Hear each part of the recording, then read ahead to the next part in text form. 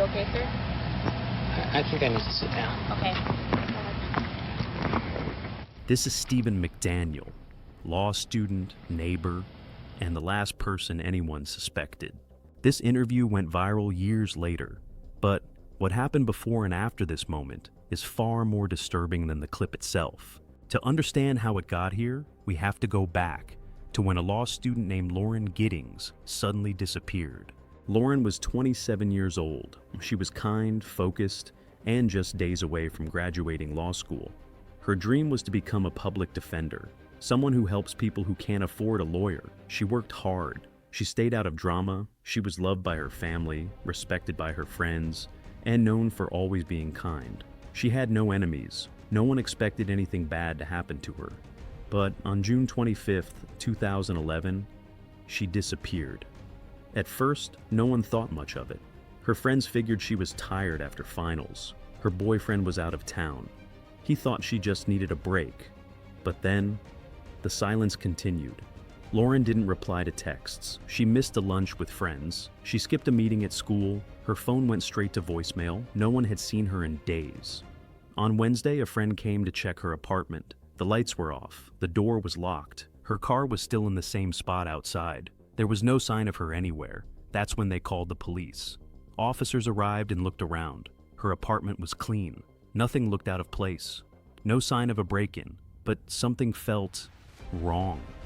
Her wallet, phone, and laptop were still there. Her bed looked untouched.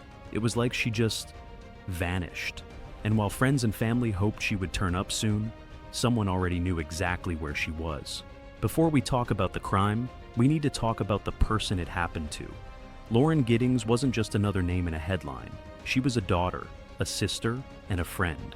She grew up in Maryland, where she was known for being kind, focused, and always ready to help someone in need. She moved to Macon, Georgia, to attend law school at Mercer University. Her goal was simple: become a public defender, someone who fights for people who don't have money or power. She didn't care about flashy jobs or big money. She wanted to make a difference. Lauren wasn't loud or attention-seeking. She was calm, mature, and thoughtful. She loved running, talking with her family, and hanging out with her close group of friends. She stayed out of drama.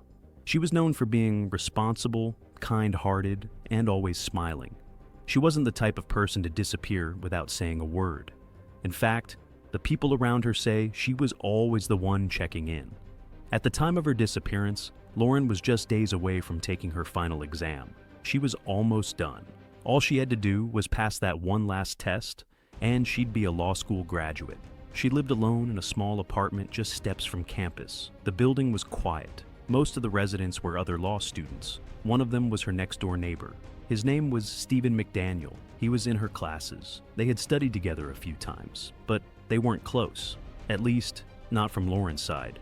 Because behind closed doors, Stephen McDaniel had developed an obsession, one that would soon take a very dark turn. Stephen McDaniel was 25 years old. He had just finished law school at Mercer, the same school as Lauren. On the outside, he seemed like a quiet, harmless student. He was thin, awkward, and usually kept to himself. He didn't party, didn't drink, and didn't really hang out with anyone. People who knew him said he was weird but not dangerous. He mostly stayed home, watched anime, and posted in online forums. Some classmates described him as smart but distant. Others just thought he was off.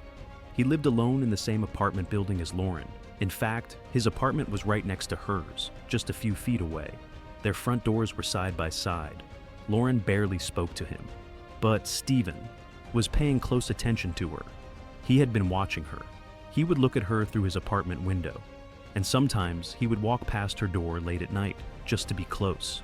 In his mind, he created a fantasy, a connection that wasn't real, and over time, that fantasy became an obsession. He started planning.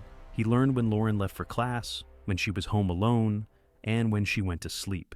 He even got a master key, one that gave him access to other apartments in the building, and on the night of June 25th, 2011, Stephen McDaniel made his move. But on the outside, no one knew a thing. The building was quiet. Lauren was simply missing. While friends and police were searching for her, Stephen stayed close, answering questions, acting concerned, blending in. On June 30th, just 5 days after Lauren disappeared, Stephen gave an interview to a local news crew. The camera rolled as he stood outside their apartment building, calm, blank. He said he didn't know where Lauren was. He said he hoped she was okay. Then, something happened. The reporter told him that a body had just been found, right outside. That was living there? Yeah, Lauren was my neighbor. We're just trying to find out where she is at this point. I mean, no one has seen her since Saturday. I mean, the last time anyone heard from her was an email that she sent out, and no one's heard from her since. Did you see her hang out with anyone at the time, anything like that?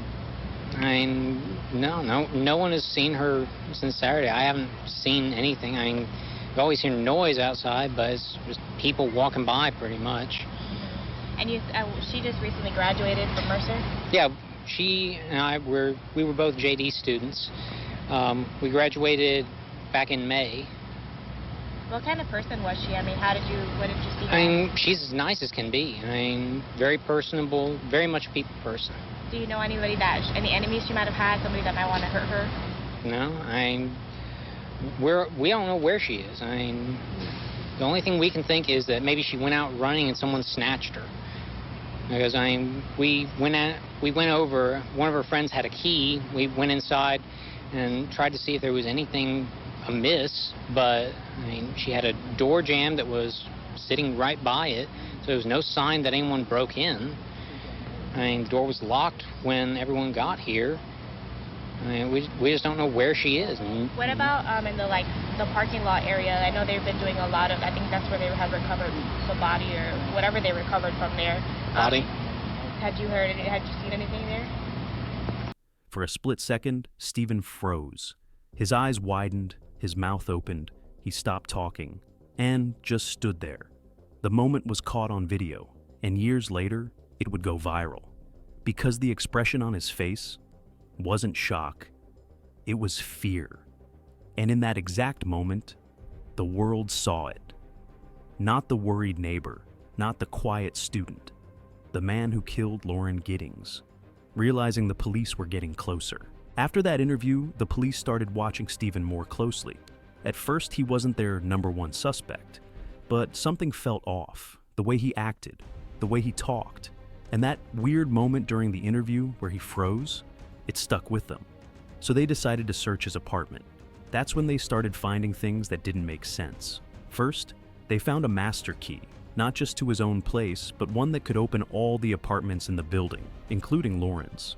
Then they found the packaging for a hacksaw, the same kind that had been found in a nearby maintenance closet. That hacksaw had traces of blood and human tissue on it. Then they checked his computer. And that's where it got really disturbing. Stephen had been spying on Lauren. He recorded videos of her through his window. He had saved them on his hard drive. Some of them were from the same night she disappeared. His search history was full of creepy stuff. How to break into apartments, how to pick locks, how to kill someone and get away with it. They also found documents, pages of twisted stories and dark fantasies. And in one of them, it sounded like he was writing from Lauren's perspective, almost like a fake goodbye letter, pretending to be her. That was enough. They arrested Stephen on a burglary charge while they continued building the case. But at that point, they knew something worse had happened. And once they got him into the interrogation room, things only got stranger. After police arrested Stephen, they brought him in for questioning. At first, it wasn't about murder. He was being held on a burglary charge while they kept investigating. But detectives were already watching him closely. They sat him in a small room with a table, a couple of chairs, and a camera running. Stephen didn't ask why he was there. He didn't ask for a lawyer. He barely reacted at all. Instead, he started talking about personal things. He mentioned that he had never had a girlfriend. He talked about being a virgin. He rambled about random topics that had nothing to do with Lauren. And then, something really strange happened. When the detectives left the room, Stephen just shut down. He sat there in total silence. No movement, no blinking, just staring at the wall or at the table for minutes at a time. He didn't cry, he didn't fidget, he didn't even seem nervous. It was like watching someone who had completely disconnected from reality. Some people described it as zombie-like. And when they brought up Lauren's name, his body language changed. He tensed up. His answers got even shorter. It was like he was switching into survival mode. Then they told him what they found: the hacksaw, the master key, the videos, the search history. Stephen didn't respond to any of it. After hours of silence and staring into space, he finally asked for a lawyer. That's when the interrogation ended. But police already knew. They didn't just have suspicions anymore. They had a mountain of evidence. Now they were waiting for one thing: the confession. Stephen didn't talk for a long time. He stayed quiet through the investigation, through the evidence, through the questions. No emotion, no denial, just silence. But in 2014, almost 3 years later, he finally confessed. He agreed to a plea deal to avoid the death penalty, and with that, we finally heard the truth. He had been watching Lauren for weeks, maybe longer. It wasn't love, and it wasn't anger. It was control, something dark and twisted he had built up in his mind. On June 25th, he used a master key and entered her apartment while she was sleeping. She woke up and saw him, and that's when he attacked. He strangled her with his bare hands, then left the apartment. The next day, he came back with a hacksaw. He moved her body to the bathtub and started cutting it apart. He placed some of the pieces in trash bags and threw them in a dumpster outside the building. Only her torso was ever found. He cleaned up, deleted files from his laptop, and then went in front of a camera. He gave an interview. He said he was worried. He pretended to be just another neighbor, but it wasn't random and it wasn't impulsive. He had planned everything, carefully. From the way he got in, to how he tried to cover it up, to how he stood there acting like nothing had happened. This was never about getting away with it. It was about power, about being in control from start to finish. And now, with the confession written down, there was no question left. Stephen McDaniel killed Lauren Giddings, and he never once looked back. After Stephen confessed, there was no trial. The plea deal meant he would go straight to sentencing. In exchange for admitting what he did, he avoided the death penalty. In 2014, he was sentenced to life in prison with the possibility of parole after 30 years. Lauren's family sat in court and listened as the details came out. They didn't cry. They didn't shout. They just sat there, quiet, strong, and completely heartbroken. Her father told reporters, "This was the only way to avoid more pain. We didn't want to hear the evidence in open court. We already knew what he did." There were no last-minute surprises, no breakdowns, no emotion from Stephen at all. He stood there, stone-faced, like he had throughout the entire case. He's now serving his sentence in a Georgia state prison. Over the years, he's filed appeals. He's claimed his rights were violated. He's tried to challenge the search warrants, his legal team, even his own confession. None of those efforts have worked. Lauren's friends went on to graduate, start families, and build careers. They still talk about her. They say she was smart, kind, and always looking out for other people. She should have been there with them. And the apartment where it all happened, it's still there. Students still walk past it. Some don't even know what happened behind that door. But her family never forgot. Her friends never stopped grieving, and the world never really stopped asking. Why? People still ask why. There was no fight, no warning, no clear reason.